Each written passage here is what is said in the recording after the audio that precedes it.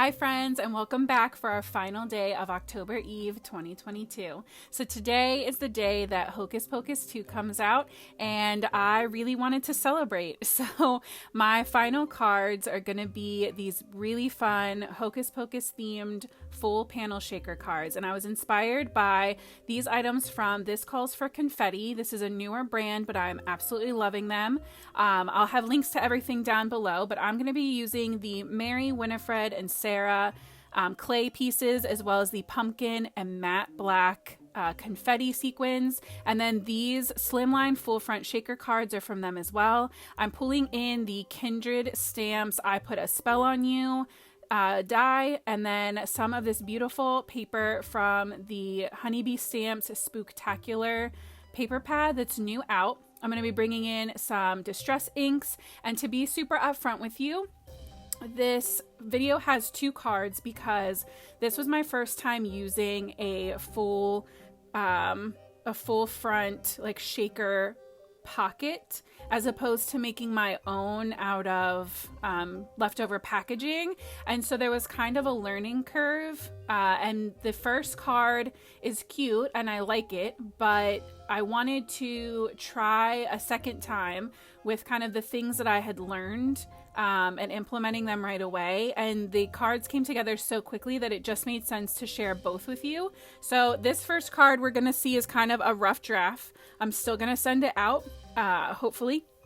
I still love it. It's still super cute, but just know that like some things are going to happen on this first go around with these spider webs that we won't be doing a second time, or that we're going to tweak the second time around. So for this first card, I grabbed this spiderweb pattern paper from that Honeybee new paper pad, and I went ahead and grabbed my pocket, and I had ended up cutting my papers to be a little bit too long. So I had to trim them down. I think I had them at 8.5, so I cut them down to 8. So they're, I believe, 3.5 by 8. And so I'm trimming that, and then what I ended up doing was trimming extra from the sides of my spiderweb panel, because I thought when I folded those edges, those tabs over, that they were going to be too close, and I ended up trimming up too much. So first I'm going to go into my ink blending. I'm creating a really nice ombre effect, kind of up this piece of Nina 80-pound cardstock. And I'm just kind of going from, darker to a lighter orange. And this is what I'm going to use to cut my die from, that big word die. I love this die from Kindred Stamps. It's perfect, and it's perfect for Halloween in general, but especially Hocus Pocus, which is the point. So there you can see I've die cut it out, and just to give it a little bit more definition, I am going in with black Soot Distress ink just on the edges, kind of to shade it in, and like I said, just give a little more dimension and weight to some of those letters. When I go in the second time, we're going to change my approach a little bit on that one, so we'll get back to that later. But I'm going in now with just liquid glue, and I'm just running a tiny thin line all the way across all of the letters, and I'm going to stick that flat to my panel. And you can see this color combination is very cute, very Halloween, but I didn't love it for my Hocus Pocus feel as much as I did the second combination that I do. So here's where I am. I trim off the one side, and if I had ended there, it would have been perfect, but trimming off that second side is what set it over the edge, and now I have too much room. I also put too much of my anti-static powder tool in there, and it looks dusty. So just kind of keeping that in mind, going in moderation. And these are those clay pieces that inspired this entire thing. You can see they are pretty thick. So I'm sprinkling in some of the pumpkin and matte black sequins, and then I'm laying in those clay pieces just so that I know that nothing is super stacked up, hoping to avoid anything getting stuck. Then I placed my panel inside the card pocket and started peeling off the backing and working my way around. And I think because I had too much room left over on the sides because I had trimmed my panel down too much, once I started shaking the contents of this card around, they all started sticking to the adhesive that didn't have paper to stick to. So in the beginning it looks okay, and then later you'll see I shake it and all of the sequins on the right hand side get kind of stuck in place. So I had tried to peel up one of the tabs. There you can see they're stuck all the way from the bottom to the top up that side.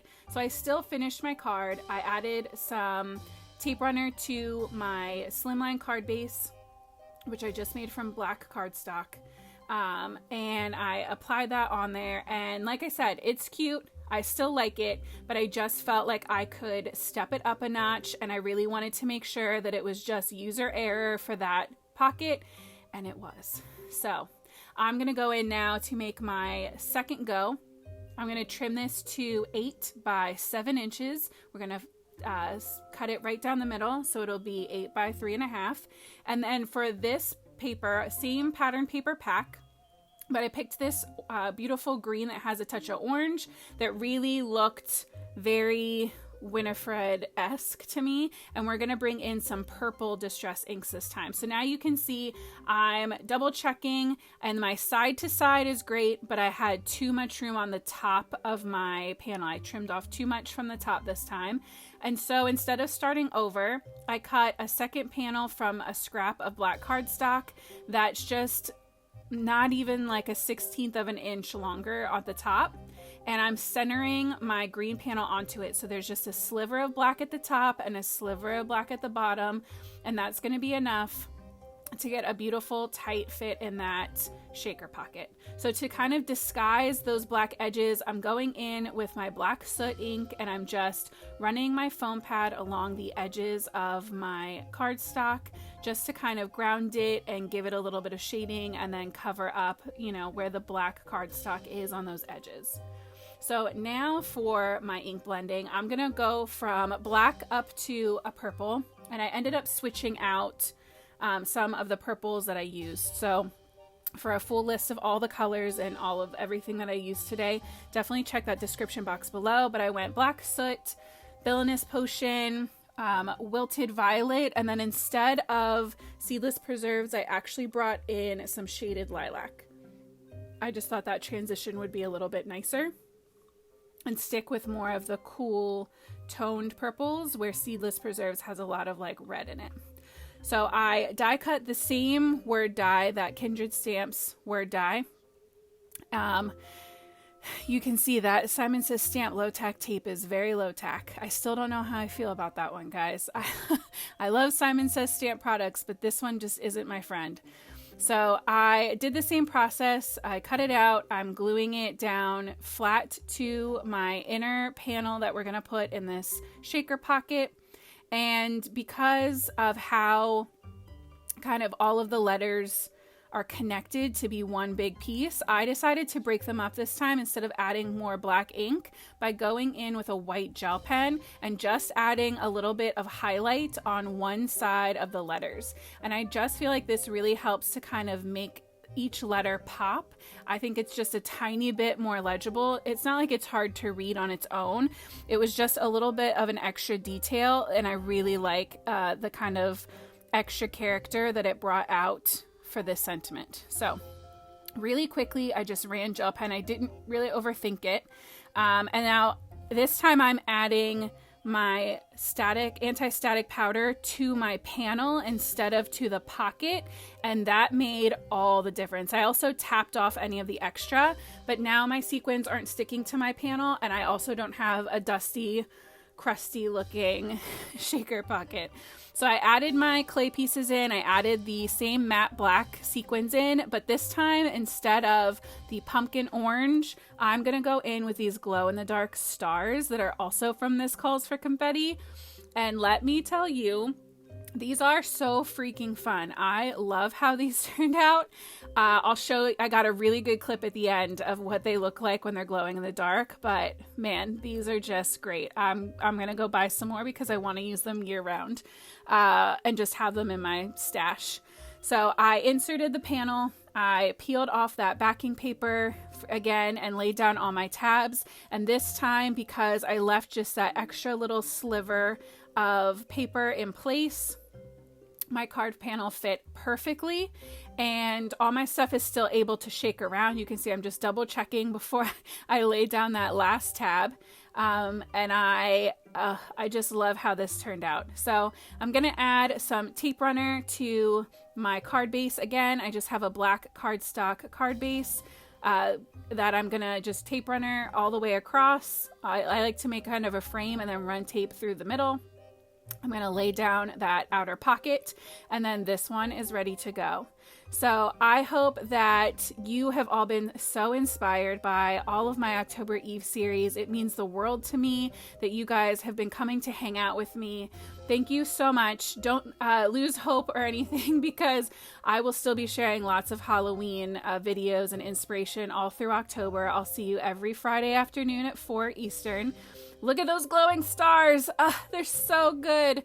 I hope you have an amazing day. I hope you had an amazing month. Here's to a happy Halloween. And as always, happy crafting.